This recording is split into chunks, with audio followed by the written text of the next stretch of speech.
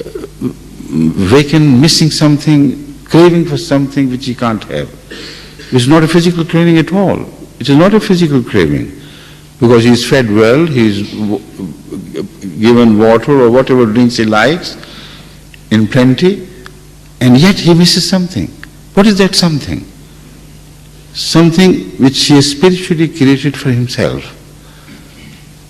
If after death there is no such pleasure which man pursues here on earth and trains himself to be satisfied with that, then the lack of it is hell. You see, those who are drug addicts, sometimes if the withdrawal is too quick, too sharp, they will commit suicide. So that is the spiritual hell which is created here on earth by man.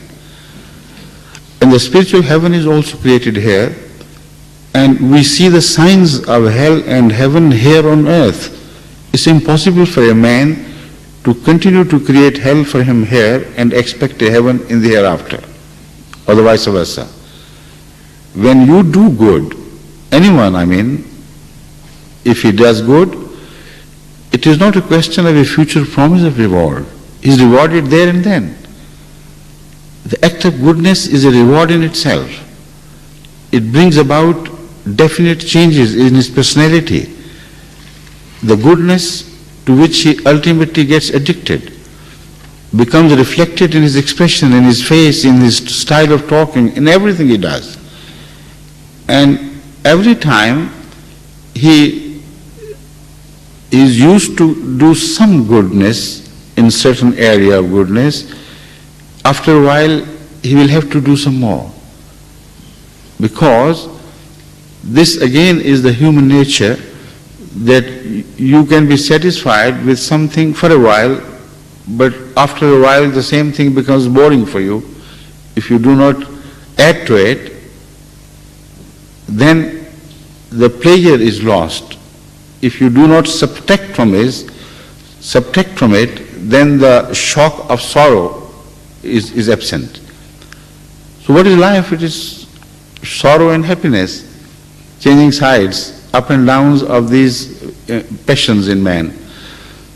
So exactly like this, goodness goes on building itself in man. And when it becomes eternal in him, when it becomes an integral part of him, then the reward has to be eternal. Because death is not his own design. He does not cease to do goodness because he is tired of it. He is rather addicted of goodness. So according to the Holy Quran, that is the true definition of goodness, which comes and stays with you, never leaves you afterwards. So such a heaven as you create here on earth becomes your future reward. If you are addicted to the hell exactly in the same sense, then it should also be eternal. But the Holy Quran says, with the grace of Allah, because His mercy overwhelms everything else, even His mercy is transcendent over His own other attributes. So out of sheer grace and mercy, He'll bring the hell to an end at last. But that was not because it should happen like this automatically. It shouldn't happen, but with the grace of Allah in the hereafter, after a while when the man has punished in the sense that he learns to live without evil cravings, I should say, then gradually a time would come when he would be removed from that hell of his own creation and will be gradually moved towards heaven. Now the time scale which we study in the Holy Quran or other scriptures seems to be very large. But to my understanding, the time scale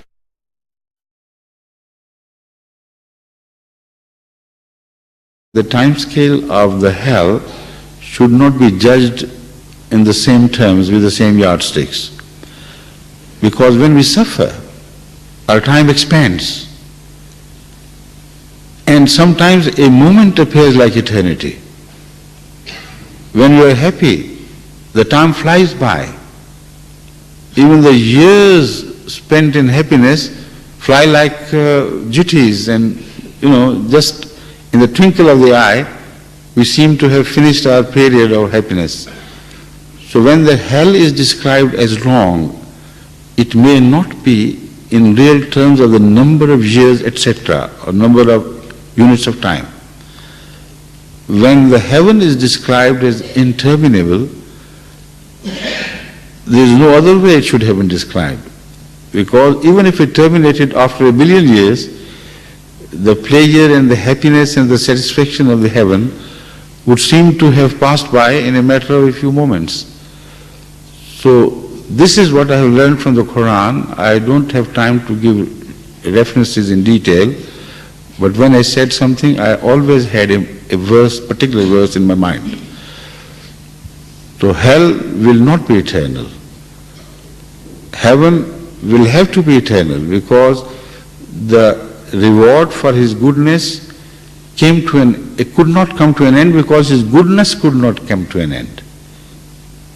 So in all fair play and justice, the reward of such a goodness which had to continue if death had not put an end to it, has to be eternal. Thank you.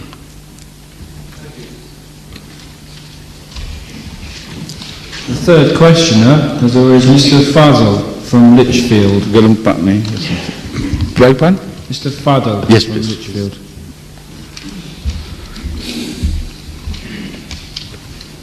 Your Holiness, my question is far away from the theme of the first question. It's down to earth. Would Your Holiness comment on the peace agreement between Arab state and the State of Israel?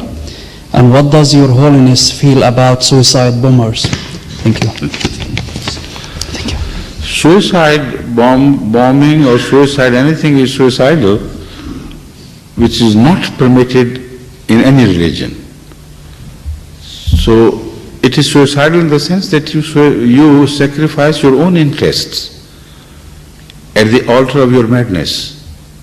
Suicidal bombing began in the recent history with the Pearl Harbor, when the Japanese made squads of their pilots who would hit the American naval planes and naval bases, while if they had just tried to bomb, it was so well defended and well impregnated that it was not possible for the Japanese pilots to do that. The only course open to them was to strike with the plane itself and be exploded along with the explosion. This is the unfortunate element which has been introduced in the modern warfare expression of hatreds. Later on, in cases of feuds which are of like Palestine feud with Israel and some other feuds, political nature, this was again introduced. But as I have said, it is suicidal for those who employ such things, because then the punishment which comes is nondescript. And then you can't blame the enemy who has been hit like this, against which he has no defense really. In practice, very little chance of defense is possessed by those who are hit through suicidal bombing, etc. The answer to that is what you observed in Sri Lanka, for instance. Large number of people in retaliation were killed because they could not have access to the suicider who is already gone. But the forces behind were revenged against. So what is happening in Palestine? A large number of innocent people are suffering. But the logic is exactly what I have just explained. The Israelite government says we can't do without it, because the suicidal bombs cannot be stopped, and it cannot be accepted that there is no base for them. There is no soil on which such people are nurtured.